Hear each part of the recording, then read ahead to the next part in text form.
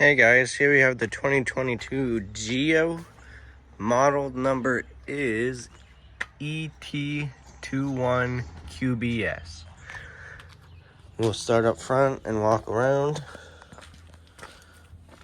You have your propane tanks up here. Your cover, you can twist these tabs and get access to the tanks up top.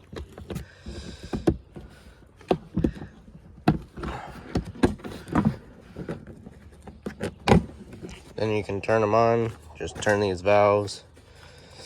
That way you don't have to take the cover off every time. And right here you have a little strap to hold down the tank so it won't come off when you're going down the road. And then to fill your tanks, you just slide the cover up. And then you got this wing nut right here you can take off, and then you can remove the tanks. You have your regulator right here. And this arrow is pointing to what tank is drawing from.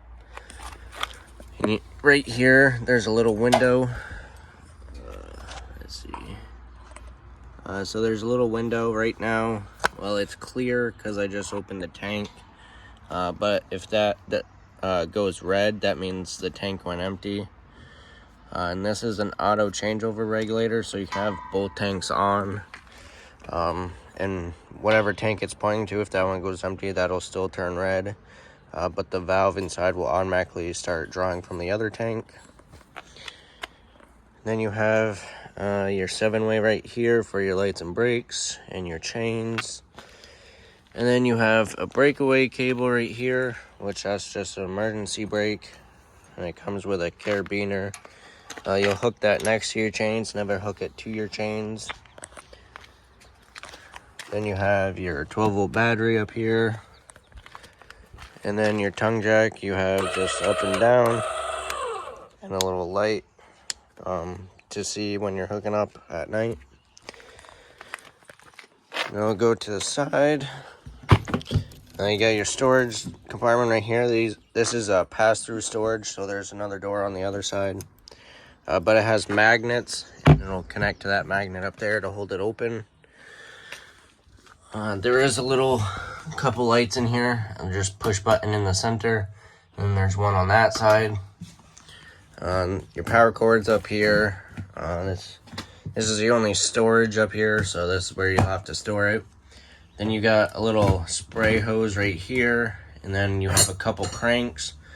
This one is going to be for your front tongue jack if you blow a fuse and don't have an extra one.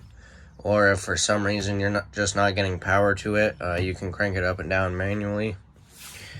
Then this one is for your stabilizer jacks. And you have 4 of them. There's one on each corner. And the stabilizer jacks are only meant for stabilizing the unit. You don't want to try and level the camper with it. So put blocks under the tires for side-to-side leveling. And then once it's level side to side, then you can unhook from your vehicle and then use a front tongue jack for front and to back leveling. Once it's completely leveled, you can put blocks underneath. That way you don't have to crank them down as far. And then just crank them down till they're touching, and then give it 1/2 to 3/4 of a turn, just to put a little pressure on it. Like I said, they're only made for stabilizing, so to take the shake out of it when you're walking around and stuff. Alright, moving down. So back here you have your water connections. So right here, this is your city water connection.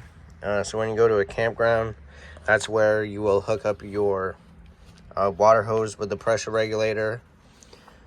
And that'll give you water directly to your faucets and toilet. Then here, this is your black tank flush. So when you're dumping your tanks, there's a spray port in the black tank, which is your toilet waste holding. There's little spray ports in there, so you can spray off the sensors and flush it out.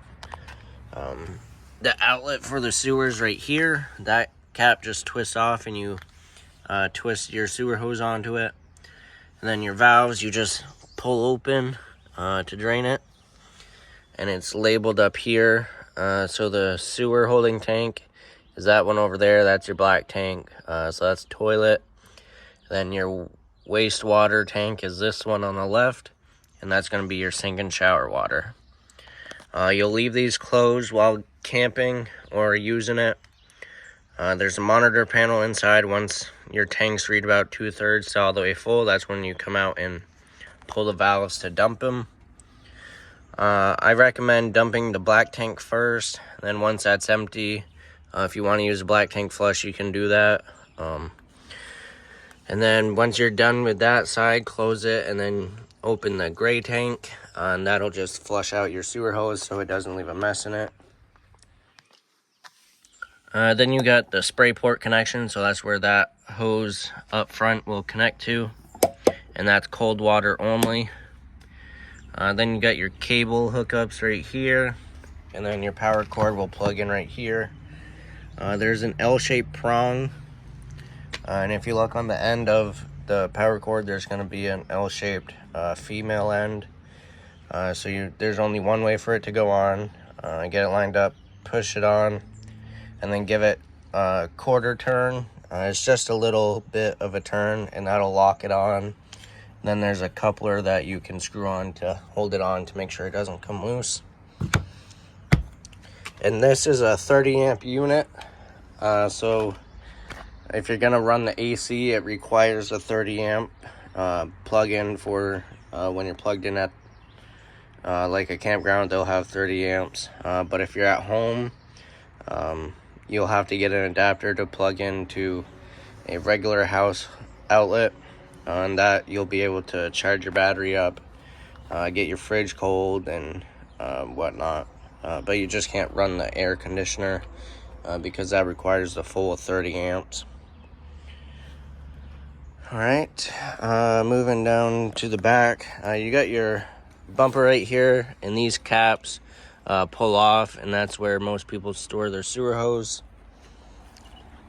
Your spare tires back here. And it is prepped for a backup camera. So if you wanted that, that would be something quick and easy to do. Alright, now onto this side. Your water heater's back here in this little tab. You would just pull up and twist it. And then you can pull the cover down. This is a gas and electric water heater. All the switches are inside for it, and for the propane, it's electric ignition, so it will light on its own. And when you're getting ready to winterize it, you'll have to drain the tank. There's some bypasses on the back of the water heater. You'll turn those, and then you have your pressure release valve right here. You'll open that up until the water doesn't come out anymore, there's no more pressure. Then you have your cap right here for the drain. You just take that off and it'll drain out. Right here, this is just the vent for the back of the fridge. It's just where it vents, and then there's a drain tube right here for the condensation. You'll never have to go back here. It's just where we service it and also how it vents again. And the pilot for the burner and the 110 plug is back here. And like I said, you'll never have to go back here. And it's electric ignition again with the fridge. Right here you have your freshwater fill. So you have a portable water tank. And this is just gravity fed, so you put your hose in there and it'll fill up. And the drain for that is underneath. Let's see if I can find it. Oh yeah, it's right, get a better angle, it's right behind the springs. So it's just a valve right there that opens and closes. Alright, then this is the exhaust for your furnace. Just make sure nothing's in the way of that. Don't put the picnic table up to it if you're planning on using the furnace, because this does get pretty hot and it's blowing the exhaust out from the heat. So you just don't want to touch it, and it will burn stuff. So just make sure that's all clear. Then you have your outlets out here. You do have a cable hookup and a TV mount right out here, so you could get a TV and set it up out here. Then you have the vent for your stovetop, and this just snaps open and close. And when you're traveling or not using it, you definitely want to make sure this is closed. That way no water or bugs get up in there. And then if you're going to be cooking inside and you're going to be using the vent fan, just make sure you snap that open. A couple outside speakers, and there are some outside lights on it. And also under the awning, there's an LED strip. And then up front, you have your other side of the pass-through storage. Again, with the magnets to hold it open. And then your other light. This is prepped for solar charging, so you can get a portable solar charger and it'll plug in right here. And it's just on a little tripod thing. All right, now we'll go inside. So this is your grab handle. Right now it's in the travel position. To open it, you just push up on the bottom and then you twist it open. And you can open your door. And this has the solid steps on it. So you have to make sure your door's all the way open in order to get the steps out, or else this right here will catch on the door. So you have your lock handle right here. You can turn it either way to unlock it. It just pulls these pins out, and then you can pull it down. And on each leg, there's a little pin you can push out and adjust the length of the leg. Because not everywhere you're going to camp is going to be level. So you'll have to adjust it time to time. And you just want it so that this is sitting flat on here on the bottom of the door sill. So like right now, I'd have to pull the legs in a little bit. So that will sit flat. All right. Now we're inside. To the left, you have your control center. So it just has your light switches, and your monitor panel is this part right here. So you push each button. So you have gray, black, fresh, and this one's your battery. So if you're dry camping, you can keep track of how charged your battery is. So then you got your gray tank, black tank, freshwater, battery, and all the tanks are empty. Then you have your awning switch right here, so you have extend and retract. You just press and hold it, extend for the awning to go out. I'm not going to be able to open it here, but you'll have to watch it while rolling it out, because it doesn't stop on its own. There'll be a valance that'll fold down. You'll be able to see the bare tube. Just let off the switch once you see that. If you keep holding the extend button, it'll end up rolling up backwards.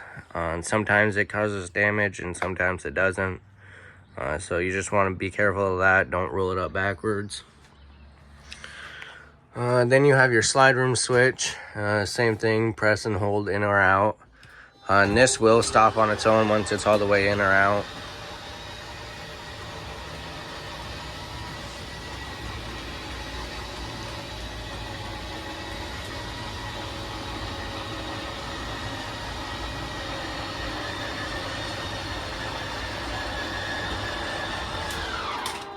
All right, once you hear it kind of wind down like that, let off the switch and it's all the way out. All right, so now your light switches. So you have your main light, so your ceiling. Then you have the awning light right there. And then you get the speaker lights. And those ones are blue, so it adds a little mood lighting, I guess you would call it. Then you have a step light. So there's a light under the step that'll illuminate where the step area is at night. All right, then if you're using your freshwater tank, you have a switch for the water pump to pump the water to your faucets from the freshwater tank. And if you're using that, all you have to do is flip it on. It'll build up pressure. Once it builds up pressure, it'll shut down. And then every time you open the faucet, it'll kick back on again. And then once you're done camping, then you can shut the switch off. That way your pump isn't always on. Then you have your water heater switches. So this one right here, that's for your gas. And all you have to do is flip that light on. It'll take a couple seconds to light. Right now it's sparking. It hasn't been ran in a while, so it takes 3 tries to light it, or it'll try to light in 3 tries. If it doesn't light after the 3rd time, where is it? Oh, this one doesn't have it, but you can hear it lit. But after the 3rd time, it'll stop trying to light. All you have to do is just shut it off, check your tanks, make sure they're on, make sure there's gas in them, and then just flip it back on. And then once you're plugged in, all you would have to do for the electric is just flip that switch, and it'll start heating up on the electric. And for the water heater to get to full temperature, it takes about 30 to 40 minutes. If you get set up to your campground and you're going to be wanting to take a shower pretty soon or whatever, you can flip both of them on and it'll heat up the water faster. Alright, then you have a light switch here, and that's just for LED light under the counter. To the right, you have your little bed area, and you do have privacy curtains right here on both sides. And then you got your closet, hanging space, and storage up above. And then you have a couple lights. These ones are touch lights, so you just kind of you touch the silver ring, and that's how you turn them on and off. And that one's the same way. And you do have an outlet and USB port down here. Then on this side, same thing. And I'll show you your little hanging spot. So there's a hanging rod there, so you could hang some clothes. And you got some more storage up here, which just goes the whole length. And then your bed lifts up, and you got storage under here. A decent amount of storage, so you could store extra blankets and all that stuff. And it is on struts, as you saw, so it holds itself open, so you have access to both of your hands. Down there, this little black thing, that is your propane and carbon monoxide alarm, and that is hardwired to the battery up front. So if that battery starts going dead, that'll slowly beep every now and then. You got your little jackknife sofa here. So you just lift up on the bottom and push on the top a little bit, maybe. The table's behind it, that's why. So yeah, you just lift up on the bottom and it'll fold flat. And then you got your table right here, which you can pull out because there isn't much space. So when it's time to eat, you can pull it out, sit on the couch, or you could bring it outside as well. You got storage underneath the sink, decent sized storage actually. Then you got your double sink area right here. And you have another light right here above the sink, so you can see. You do have an outlet and USB port above here, and some more storage. And then in this is all your manuals for your appliances. Then you also have all the vehicle information up there and stuff. Your stove, this will just fold up. You got your 3 burners. You have your stovetop light and fan up here, so I'll just turn on the light so you can see a little better. So your 3 burners right here, and it's all telling you which one is what. You have a sparker right here. You just keep turning it to the right. So you turn this on high, hit the sparker, and it'll light up. I'll just show you that they all work.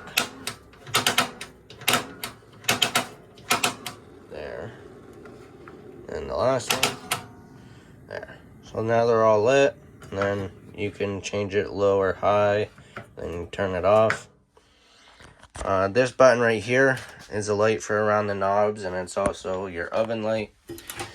And for the oven, you have a pilot back there, which also works off the sparker. But if you haven't used it in a while, it will take a while to light. So I recommend using a grill lighter to light the pilot for the first time. That way you're not sitting there hitting the sparker for 20 minutes. And all you have to do is just turn it to the flame right there. And then you just start hitting the sparker or put your lighter under there until it's lit. And then once it's lit, you can turn it to what temperature you want. Another thing with the stovetop, with this cover, this is glass, so you want to make sure that these are completely cooled off before folding it down.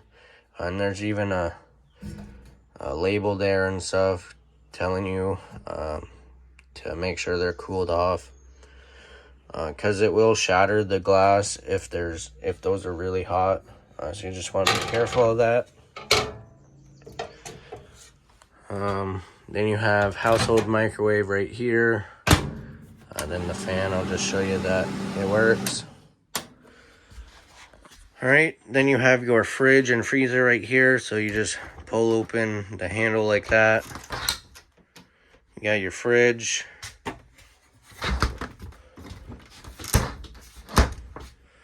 Alright, and then in the freezer, up here, this is your buttons to turn it on and off.